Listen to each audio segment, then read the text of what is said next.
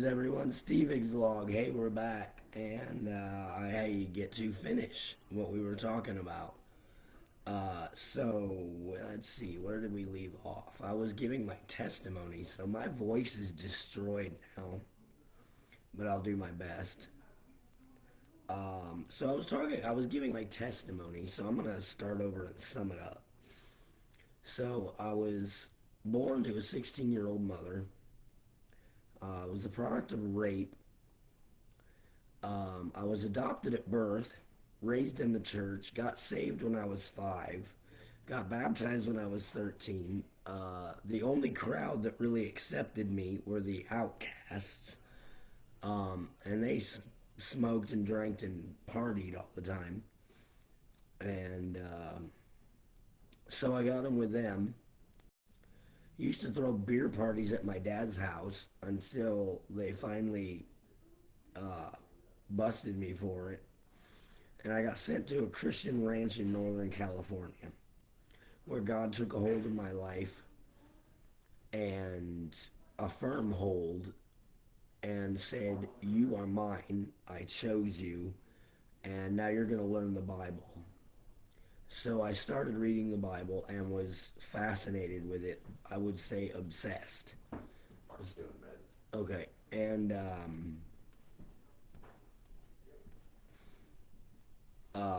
so what do you call it? So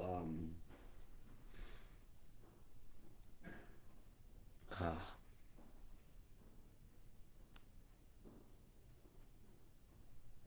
can't remember what I was saying. I totally lost my train of thought. Um, I spent 14 months out at this ranch in Northern California. I finished high school. Probably wouldn't have graduated had I not gone there. And immediately, with this new obsession with the Bible, I went to Bible college. But unknown, so I went to Bible college. I was already burnt out on academia. I was done with school. I was just burnt out. I had nothing left to give to school and education and academia. But I went to Bible college and I got in with some friends there and got in a punk band and found that doing hands-on ministry was far more rewarding than doing school. So I failed out, and I'm pretty sure we all did. My whole group of friends, I'm pretty sure we all failed out. And so I took a year and worked at Cracker Barrel and just did ministry, got involved in my church that I grew up in. And in 99, nothing was working. I wasn't able to hold a job. So I went back to Bible college. Failed out again in 3 months. They asked me to pack up and leave. So I did. Got my job back at Cracker Barrel. Worked there about 5 months and lost that job again. Couldn't find another job. Um,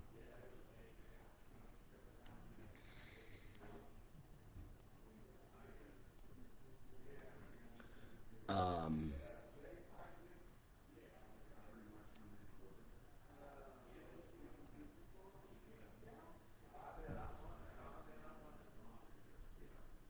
I keep losing my train of thought. Got really frustrated, went to live at Jesus People USA in Chicago. Was there for a month and a half and failed at that. They ended up driving me back to my dad's house. And I said, I don't know what else to do. So I went back to the ranch in Northern California. I was there for 2 months and they sent me back on a bus ticket because I failed again at that. Couldn't, I couldn't do the program again. So I failed at that. And I remember crying out to God. I'm like, what am I supposed to do? I don't understand. Like, I'm not good at anything. I can't hold down jobs. I can't do school. and I just didn't know what to think at the time. And so I, what did I do at that point? So I came back to Illinois. My mom moved me into an apartment with the remainder of my settlement money because when I was 12, I was hit by a minivan. Severe head trauma. It's probably the cause of my neurological problems that I'm having now.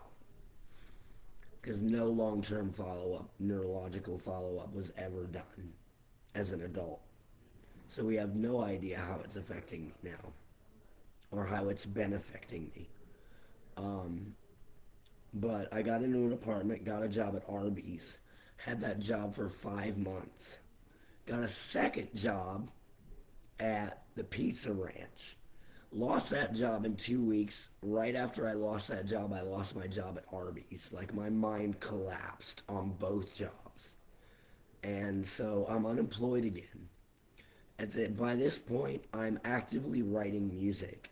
So I dedicated myself to writing music as if it were a full-time job. And I gave up on trying to find work because I couldn't keep jobs. So I dedicated myself to writing music, and I just got done uploading all of my stuff to YouTube, so you can go check it out if you want. It's in a playlist. There's like over 150 songs on there. And I spent like a decade writing music. And for the first time in my life, I was good at something.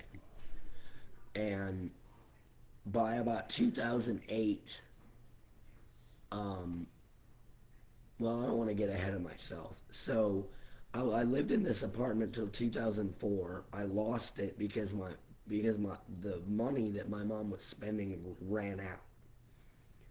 It was the insurance settlement from when I got hit by that minivan when I was 12. It also paid for my Bible college, which was failed. So we ran out of money, and I had to move back in with my dad because I couldn't take care of myself. I couldn't live adult life. Meanwhile, all the while, I had kind of walked away from God. I couldn't believe what I'd come to believe anymore. It felt like it was just something I was spoon fed. I didn't feel a personal conviction by it, and I needed it to be personal. So I walked away and I told God, I'm like, I don't know what truth is anymore. I need you to show me what truth is. And it took him 6 years. By 2006, I had failed at everything that I'd ever tried to do except write and record music. By this point, I was becoming interested in audio engineering. And I eventually became an audio engineer. Something else I was good at, but not really marketable. Not without a college degree. So, okay, I'll be done in a minute. So, so I'm not really sure what to do at this point. I have failed at everything that I had attempted to do to meet adult responsibilities. By 2006, God brought me to my end. And I was so frustrated with not being able to do adult life and keep jobs that like demons started entering my head and giving me thoughts of breaking into people's houses, murdering them and stealing from them and burning down the house with them inside. And after a few weeks of this, I got to the point where I couldn't take it anymore. It was horrible. And God finally spoke and he said, it's not working for you, is it? Are you ready to try it my way? And I said, I will do anything. Just take this away from me. And that is when I dedicated myself to God completely. And he started proving himself to me. And teaching me about himself and the Bible, and I started reading the Bible, and it became real to me, and I started becoming convicted by it. And so, uh,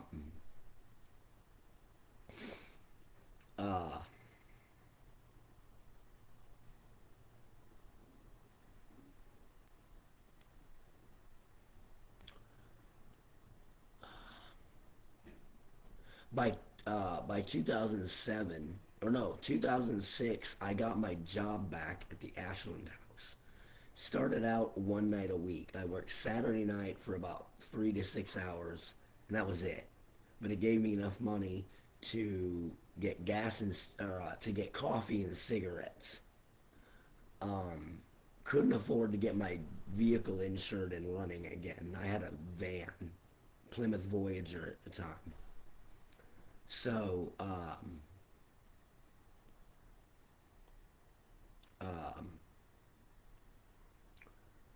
so by 2007, I lost that job.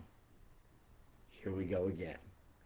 I dedicated my life to God. I thought he was going to fix everything. I thought he was going to fix me, but he didn't. And I lost my job again. And I ended up in a homeless shelter.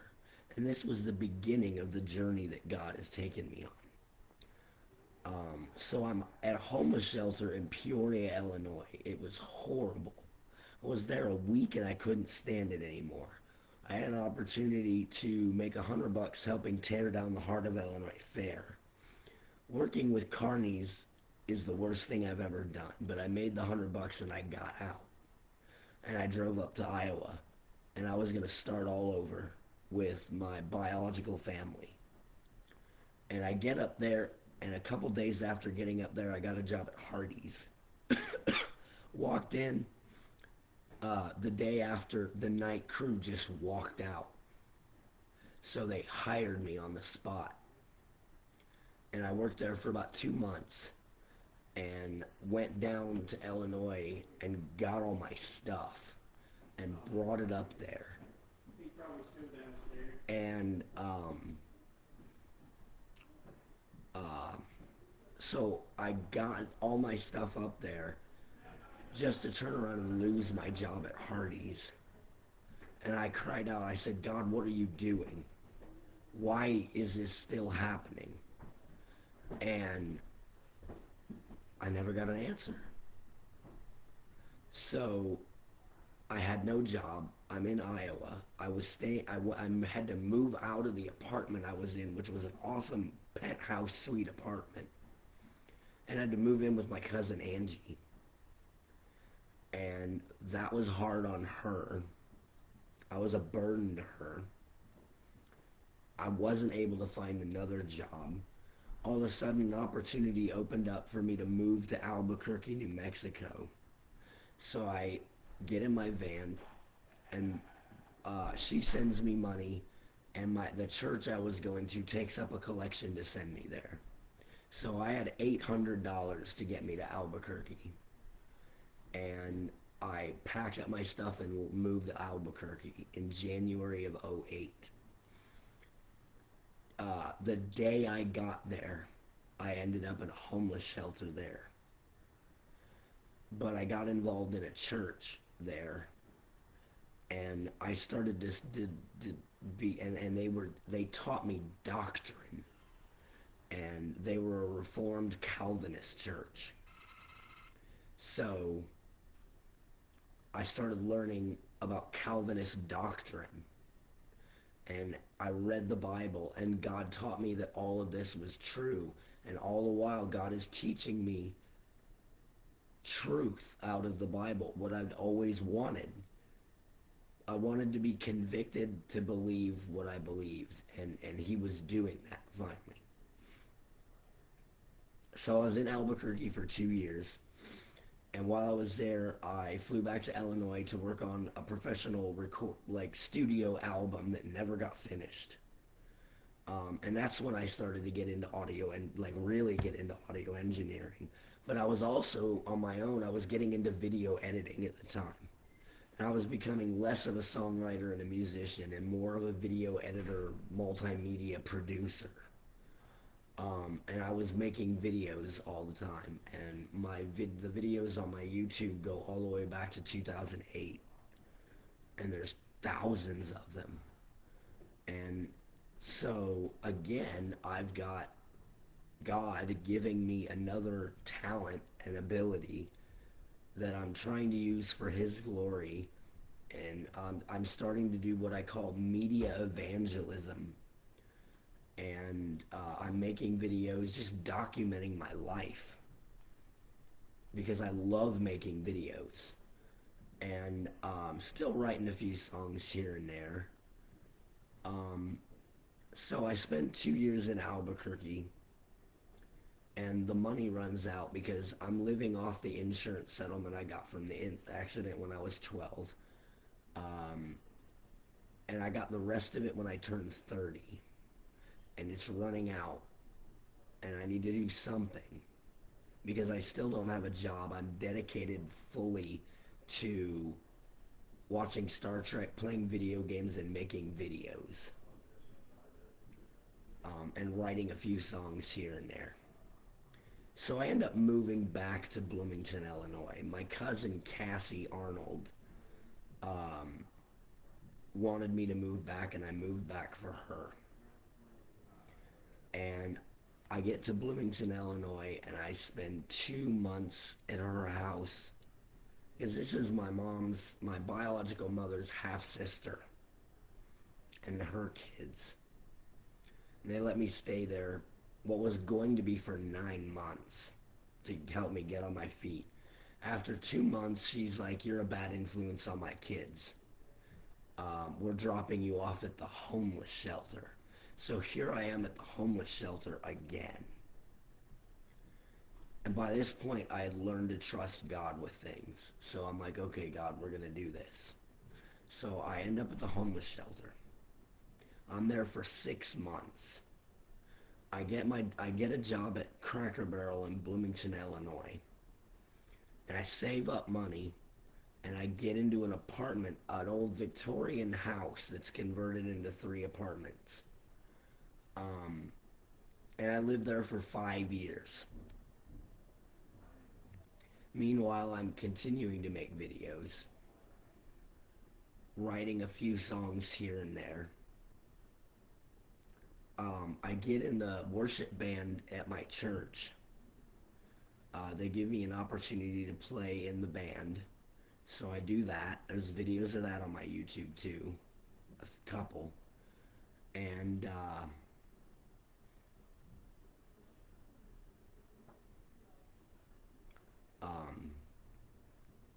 so I live in Bloomington, Illinois for about 5 years. I don't know why this is a reoccurring theme. Everywhere I live there for about 5 years, and God moves me on.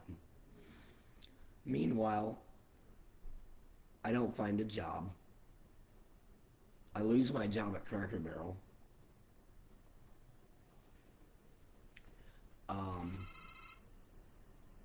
I get hospitalized at one point.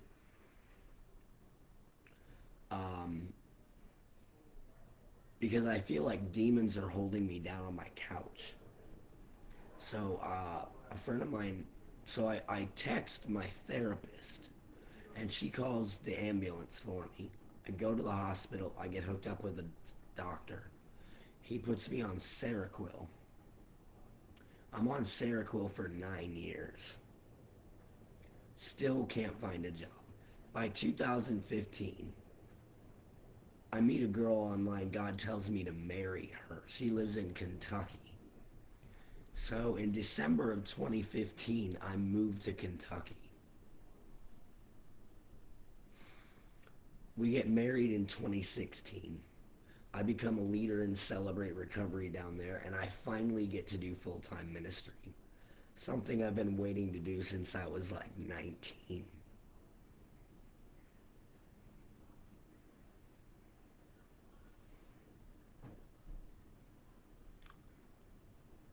After we're married for a year and a half, she leaves me. A friend of hers steps in and is my friend and is there to comfort me, her and her then boyfriend. So it put me in a very dark place when my wife left me. This was somebody that I was supposed to spend the rest of my life with because I don't believe in divorce. I've been a Christian since I was 5. I don't believe in divorce. I've studied the Bible. By this point, I've studied theology and doctrine for 10 years. And I don't believe in divorce. I agree with God that marriage is supposed to be a covenant with someone for the rest of your life. I refused to divorce her for 10 years until finally she comes to me a couple years ago and I find out she's transitioning into a guy. And I realize and God speaks and says, okay, it's time to let her go. So so she sends me things online to sign for the divorce. And I sign them. I finally get divorced. In 2019, I end up dating her friend who was there for me when she left. And we were together for a year. I'm talking about Kayla. And Kayla was dealing with some things that I couldn't handle, so I left her. I broke up with her in 2020. And I moved back to Mount Vernon, Kentucky to go back to work at IGA, the only job I could ever keep. It's where I did gas station log.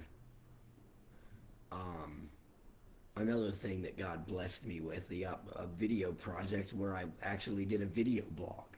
And I was able to document my life and journal my thoughts and talk about what God was teaching me and just share my life with people through social media.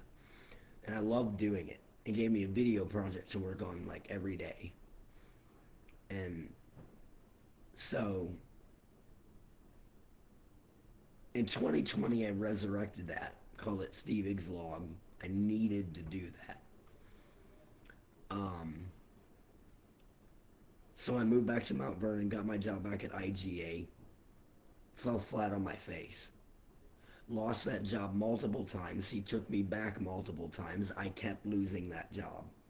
I was not able to get to work on time. I was not able to be a responsible, go-to-work adult. The Seroquel had stopped working. I had to be hospitalized again.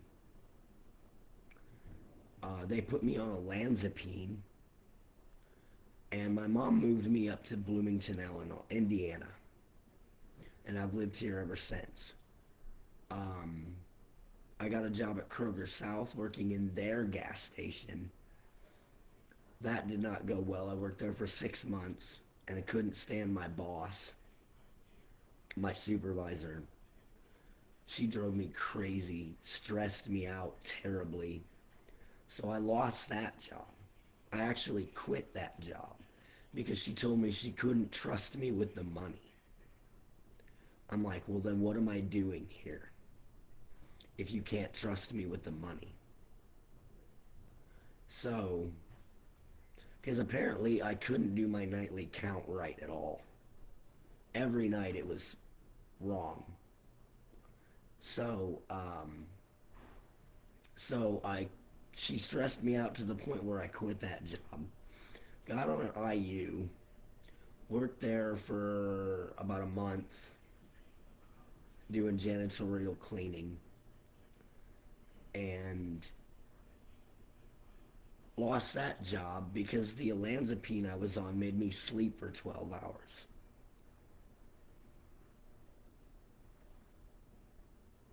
Marjorie Ann's husband. Marjorie Ann. Why does that name sound familiar? So here I am in Bloomington, Illinois. I end up losing my apartment because I get behind on rent. and I end up at Wheeler Mission. I've been here for 3 years. I've been through the foundations program twice. Finally got into the SLT program, which I've been in. Got hired on as staff. All these issues have come back. They hadn't been bothering me for 2 years. And I get hired on as staff. They put me on the night shift. And I have cognitive issues. I have terrible forgetful memory. I was losing time on the clock, hours of time. I started having seizures, the kind where you just black out and lose consciousness, and I didn't know it. Um,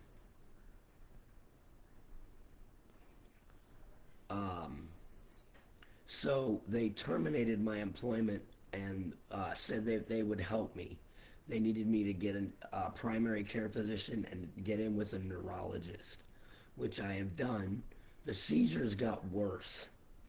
I was hospitalized twice for them, or I went to the ER for them twice.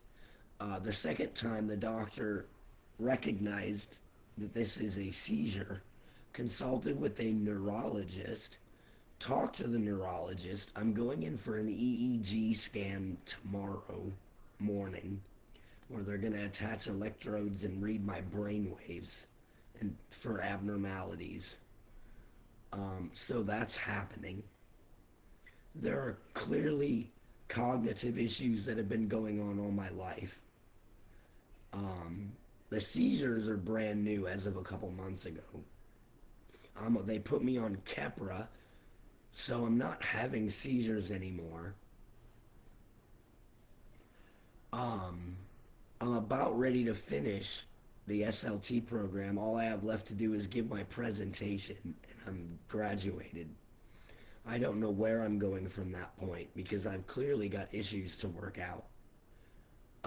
And my doctor appointments are spread throughout April and July. So it's going to take a while. And I'm not really sure what I'm going to do. I'm going to try and get my SSI back. And I have concerns about finding housing that I need to address. But my point being is I've had to learn to trust God with all these things. And he has proved himself again and again and again. And so I trust God. I've studied the Bible for 30 years. I've studied theology and doctrine for 20. And that's why I get on here and do what I do. And yeah. So that's basically my story. And that's where I'm at. But God has proven to be faithful time and time again. And if he can be faithful with me, he can be faithful with everyone. And he is. He is faithful and true. And he goes with you everywhere and goes through everything with you. He mourns with those who mourn and weeps with those who weep. And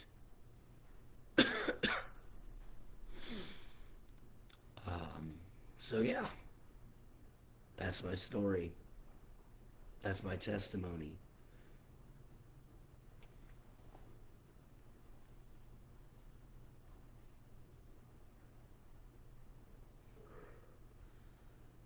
So next, I'm not gonna talk about that, not today. So I had an interesting conversation with AI this morning. And I don't remember how the conversation came out. I literally had just woke up and I had a thought and I ran it by AI, and AI actually had some interesting things to contribute to this thought.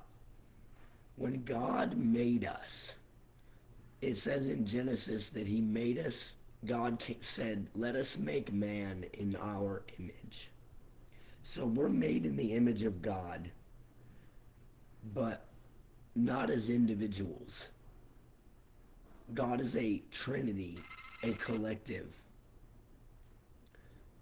And God even said it is not good for man to be alone. So God made woman out of man. So man and woman working together in unity as a team is meant to represent the Trinity. And that is how we are made in God's image.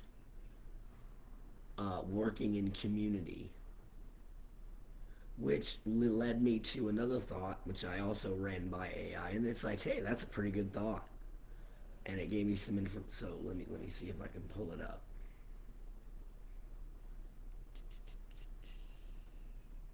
There it is. Boom. So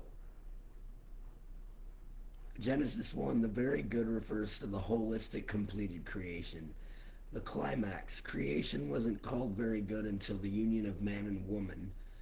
Salem, the Hebrew word salem, that starts with a T. Of course, there's no T in Hebrew, but you know what I mean.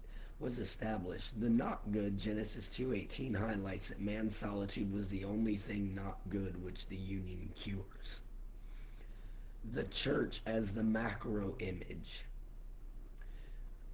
So it referred to the church as the finish line of being made in God's image. See, God made man and woman and told them to be fruitful and multiply. So what happens when you are fruitful and multiply? You have a community of believers, of people that love God, worship God, serve God, and love others. As Jesus says, if you love me, you will obey my commandments. And the two greatest commandments are love the Lord your God with all your heart, soul, mind, and strength, and love your neighbor as yourself. So Philippians 2, 3, and 4 tells us what it looks like to love our neighbor. It means to not be interested in your own self-interest, but put the interests of others above your own.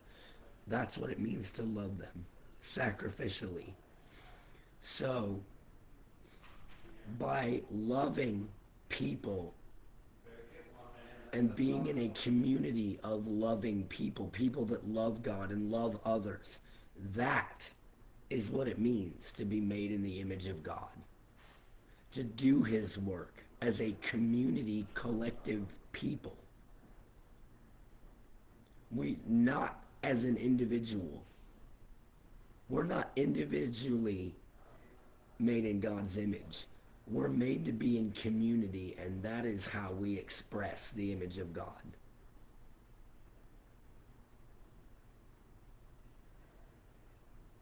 So, with that, I would sing for you, but my voice is destroyed. I can't sing right now. But you guys take it easy, and Jesus loves you. He made you in his image to be in community so you can reflect the image of God in community, in loving, sacrificial service to him. So, Jesus loves you. Go make disciples. Go be the church. Go reflect God's image. Grace and peace.